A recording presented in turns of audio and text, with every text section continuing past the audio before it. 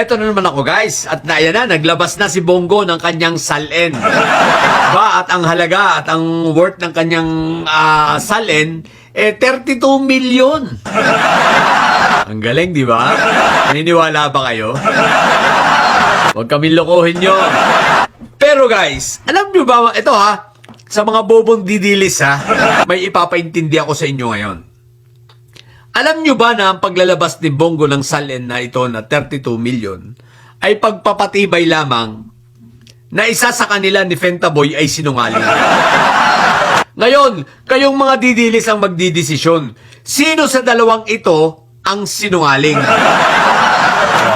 Papakitaan ko kayo kung bakit sinungaling ang isa sa kanila. Eto, panoorin muna natin ang video. A daily dose of your medicine. Bongo intervenes in 15 billion. Who gave you idea he can intervene? Where is his signature? Where is your statement? And where is your even a point of reference? Dumadata, ang dami talaga tala sa akin. But look at... Alam mo, hindi ako mag-ibang puro bilyonaryo to. Bilyonaryo to. Sa totoo lang. Tutangin dapat, tanongin niyo kung sino yan. Uy, ito mga ganito. Ayan. Ang sabi ni Fentaboy, maliwanag seryoso yun. Yang pinanood yung video, yan ay galit si Fentaboy dyan, ng panahon yan. At seryoso siya na tinitira niya ang Rappler at ang Inquirer. Ano sabi ni Fentaboy? Bilyonaryo si Bongo. Hindi pa siya senador, bilyonaryo na. Di lalo na lumaki senador pa. Kaya tanong, bilyonaryo ka tapos 32 million? Ngayon, isa sa inyo ang bobo. Isa sa inyo ang sinungaling. Ang tanong, sino? Mga didilis, sino sa tingin ninyo ang sinungaling? Sa mga solid didilis dyan, papayag ba kayo na ang sinungaling ay si Fentaboy? O papayag ba kayo sa mga supporter ni Bongo na si Bongo ang sinungaling? O si Buanggo ang sinungaling? Sino ang buang at may sayad sa dalawa? Ang tingin ko parehas. Diba? Yung dalawa ninyong sinasamba mga bobong didilis, hindi magkasundo. Magkaiba ng sinasabi. Si Fentaboy sinasabi bilyonaryo si Bongo. Samantalang si Bongo nagpapanggap na hindi siya kayamanan. Nagpapanggap na 32 million lang ang kanyang ang kanyang assets. Samantalang si LTG, Christopher Lawrence Tesorogo, nagkamal ng bilyong-bilyong halaga ng flood control projects. At hindi lang yun partner ng Diskaya. Mas lumaki sila noong 2016. Ilang daan ng projects ng CLTG? 200 lang naman. Tapos 32 million lang. Ngayon, sino ba nagsasabi ng totoo sa dalawang baliw na ito? Kay Fentaboy na sinasabing si Bongo ay bilyonaryo o si Bongo na sinasabing 32 million lang ang kanyang assets? Yun ang mga bobong didilis ang mag-isip dahil kayo lang naman ang naniniwala sa dalawang ito. Basta ako, para sa aming mga loyalista, itong dalawang ito ay buang, sinungaling at may sayad. At walang katotohanan sa mga pinagsasabi nito. Kaya mga kingkinan nyo! So, abang-abangan na lang natin sapagkat si Bongo excited na maging bastonero sa Zelda. Sa Zelda plus flood control. So lang, sa mga bobot didilis, kaya nyo, manatili kayong mga bobot may sayad sapagkat ang may sayad ay lagi high blood. Bye! Merong isang vlogger na kuwanggol. Nag-iingay sa social media, sinisiraan si Senator Bongo. Tingnan niyo itong mga hinayupak mga kabayan na naghahanap sila ng kung ano yung pwedeng gamitin nilang pambato o panira kay Senator Bongo sa paglabas ng kanyang salin. Ngayon wala silang ibang nakita o nahanap na paninira. Yung sinabi ni Tatay Digong na bilyonaryo si Bongo.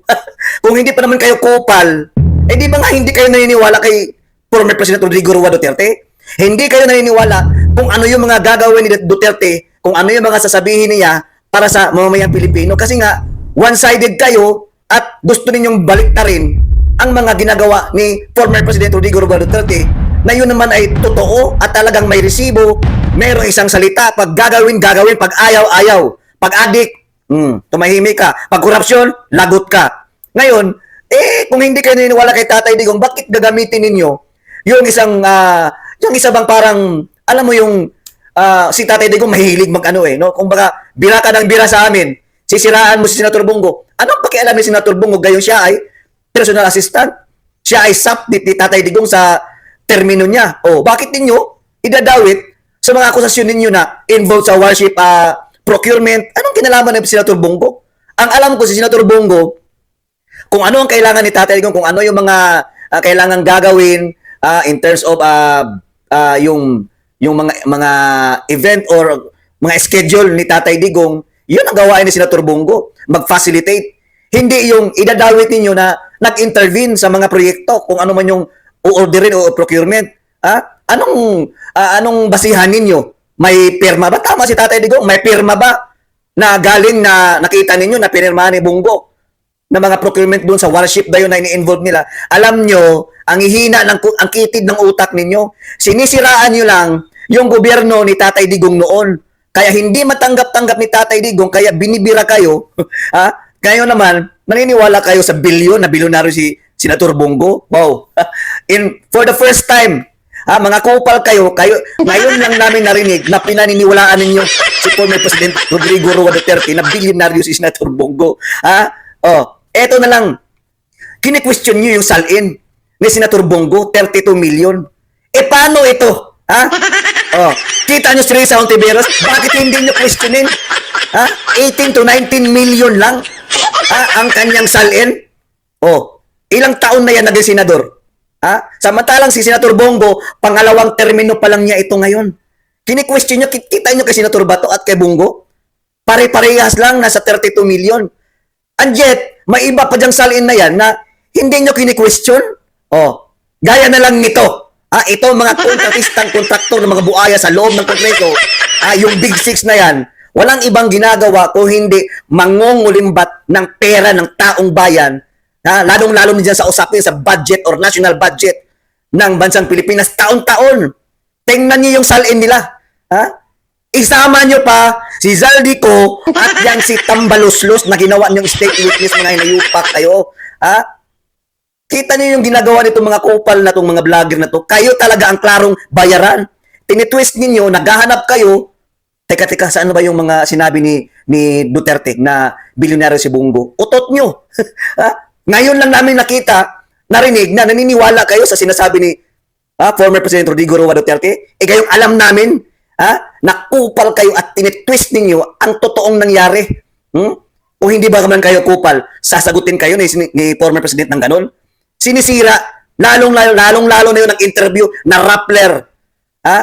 Kahit ano pang mga media dyan na alam naman natin na dinidiin yung gobyernong Duterte noon ng Rappler mismo. Magkalaban sila kaya sinuplak. Ngayon, kukunin nyo bilang panlaban sa salin ni Senator Bongo. Ugok. Wag kami. Kukunti, piranggot lang kayo sa mga DDA supporters. Kami ay totoong nakikipaglaban. At ayaw namin sa isang taong tulad mo, wala kang ginawa, paninira. Di ba? I-question mo na lang yung presidente mong bangag. Pati na mga alipores nila, walang ibang ginagawa, paninira sa mga Duterte hanggang ngayon. Mula po noong naupo sa posisyon, si Bongbong Marcos, hindi na nahiya ang kapal-kapal, pinalibing pa yung tatay niya sa libingan ng mga bayani. Inindoroso pa siya sa kanang kandidatura, yung unit team. Inaccept pa ng buong dadabawin nyo itong mga Marcos. Ngayon nakita natin manggagamit. Di ba? Kapal-kapal, nakita mo nandoon sa puntod ng kanyang ama, hindi mo nilang naisip kung anong ginawa ni former President Rodrigo Roa Duterte para malagay yung ama niya diyan sa libingan ng mga bayani. Kung hindi pa kupal kang vlogger ka, utot mo.